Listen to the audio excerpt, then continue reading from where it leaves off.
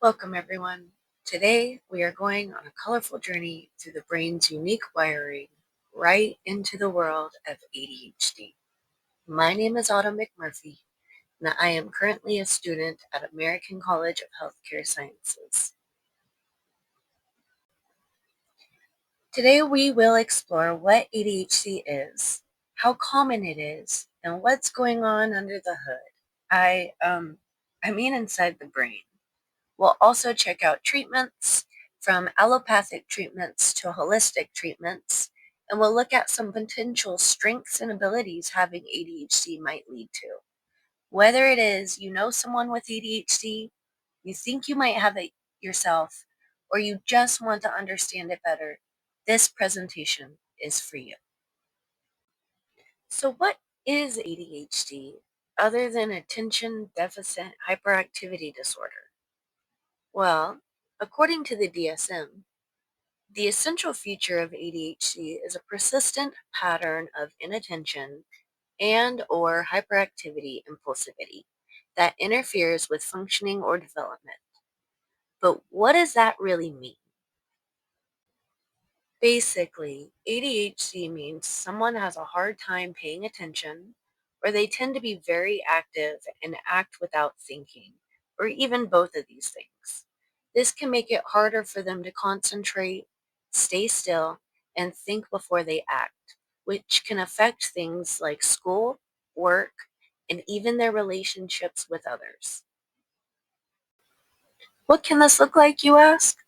Well, inattention can manifest behaviorally in ADHD as wandering off task, not following through with instructions or finishing work, having difficulty staying focused, and being disorganized. Hyperactivity in children can present as excessive energy levels or extreme activity when it's not appropriate. One example would be a child running or climbing during inappropriate times or places, or excessive fidgeting, tapping, or talkativeness. In adults, hyperactivity may present as excessive restlessness, persistent fidgeting, or a tendency to exhaust others due to their high levels of activity. Impulsivity involves quick actions taken without thinking, which may be harmful to the individual. For example, darting into the street without looking. Impulsivity may reflect a desire for immediate rewards or an inability to delay gratification. Impulsive behaviors may manifest as social intrusiveness, such as interrupting others excessively, or as making important decisions without consideration of long term consequences. For example, taking a job without adequate information. Okay, so what's actually going on in the ADHD brain? Is it just broken? Nope, not at all. With ADHD, the brain is just wired differently, not broken. ADHD is what we call a neurodevelopmental disorder, meaning it has to do with how the brain grows and functions over time. Some of the biggest differences happen in the prefrontal cortex. This is the part of our brain that handles things like memory, focus, planning, and decision making. There are also changes in the basal ganglia, which affect movement and impulse control, as well as the amygdala, which can increase the intensity of emotions felt. Also, some brain chemicals like dopamine and norepinephrine are usually in short supply with someone who has ADHD. These chemicals are important for attention, motivation, mood, and motor control. Additionally, to top all that off, the ADHD brain has shown to develop slightly slower than its neurotypical peers, especially in areas of self regulation. Not only does ADHD cause the brain to work differently, but it is a lot more common than you might think. In fact, it is one of the most common neurodevelopmental disorders in childhood, with the CDC estimating that approximately 7 million children ages 3 to 17 have been diagnosed with ADHD in the United States alone.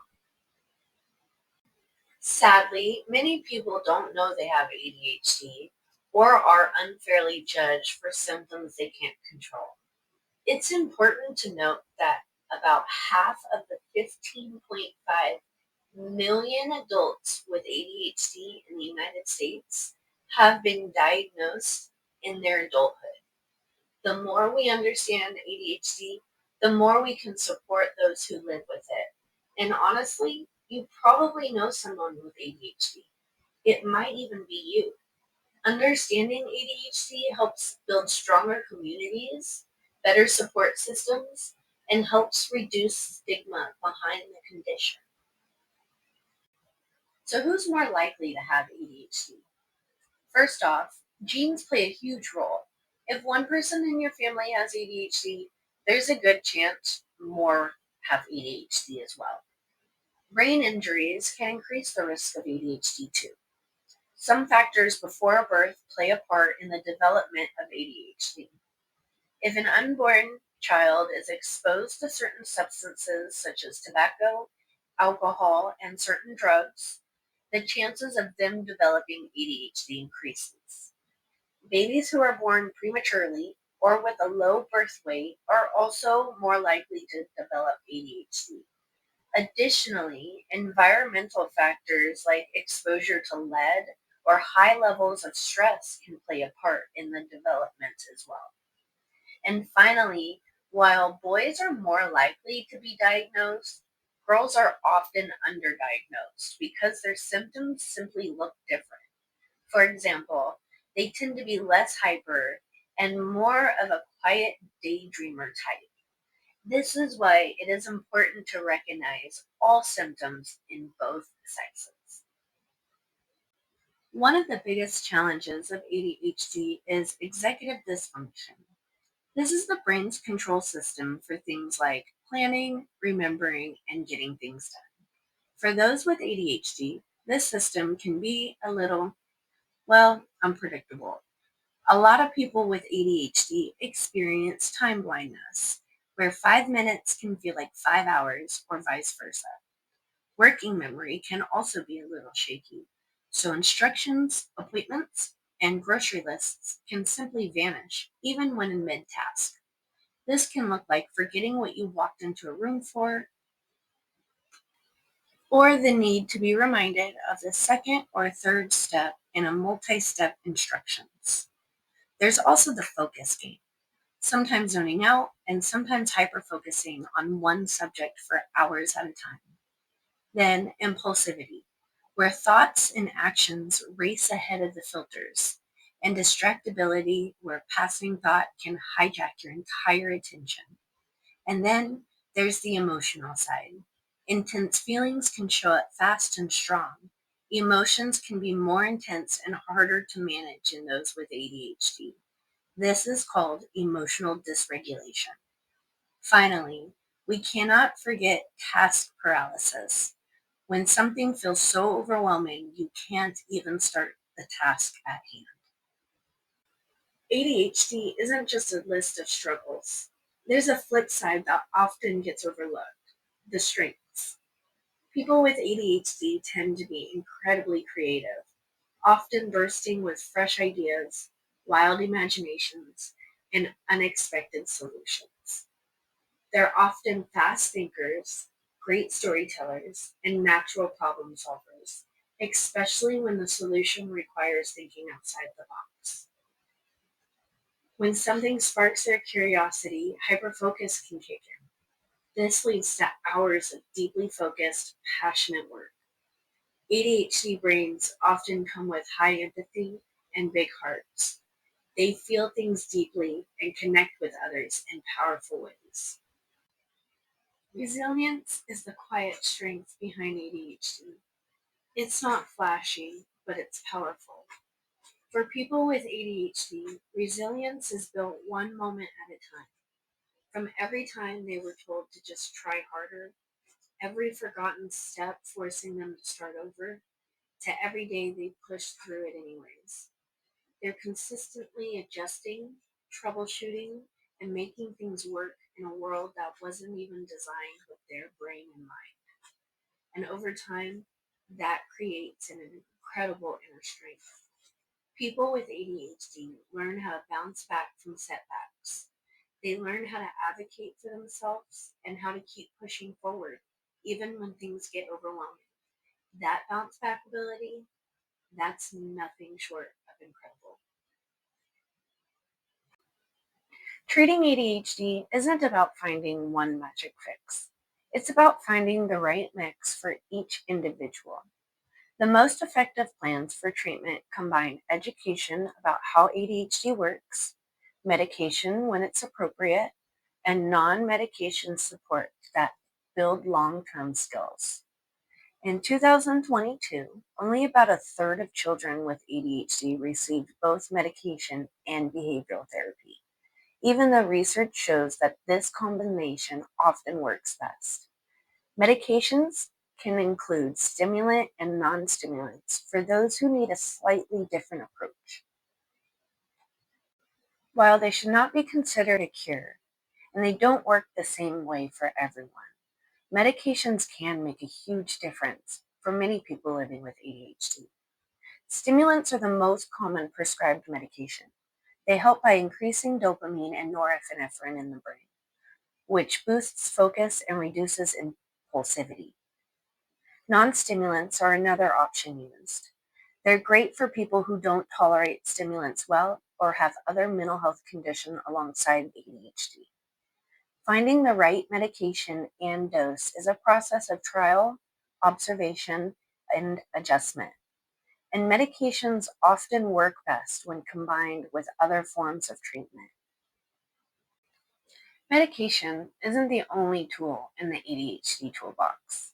Many people find that non medication strategies can make a big difference, especially when combined with other treatments. Diet and nutrition can play a small but helpful role. Some research suggests that reducing sugar, processed foods, and adding things like omega 3 may support brain function. Mindfulness practices, such as yoga and meditation, can improve focus, reduce impulsivity, and help manage stress. These calming routines make a big difference in emotional regulation, especially for those who have ADHD. Cognitive behavioral therapy teaches practical skills to manage distractions, negative thinking, and feelings of being overwhelmed. And when it's paired with behavioral strategies like reward systems or structured support at school, children often see improvements in both behavior and academics. Another option is neurofeedback therapy. This is a brain training approach that helps the brain learn to regulate itself more effectively. Some people find it helpful for improving focus and self control. ADHD is just one example of how diverse our brains can be. People with ADHD can be intensely creative, full of energy, deeply empathetic, and incredibly resilient. But thriving with ADHD takes more than just willpower. It takes understanding, support, and access to treatments and strategies that work for each person. By embracing neurodiversity, we shift our focus from what's wrong to what's strong. And we start to build a world where different minds are not only accepted, but valued. When we create inclusive environments where everyone is supported in their own unique ways, we all benefit. Thank you for taking this journey with me to learn more about ADHD and the beautiful complexity of the neurodiverse brain. Let's keep this conversation going. Keep learning, keep listening, and help spread understanding wherever you can, whether it's at school, at work, or in just everyday moments. Support neurodivergent voices. And remember that ADHD isn't about struggle, it's about strength, resilience, and incredible potential. Hi, my name's Autumn, and I have ADHD. ADHD is not something that defines me, but it's still a huge part of what makes me who I am. It's not only my superpower, but it's also my kryptonite. The trick was learning to embrace my differences rather than change them. I am different. I am unique. I am me.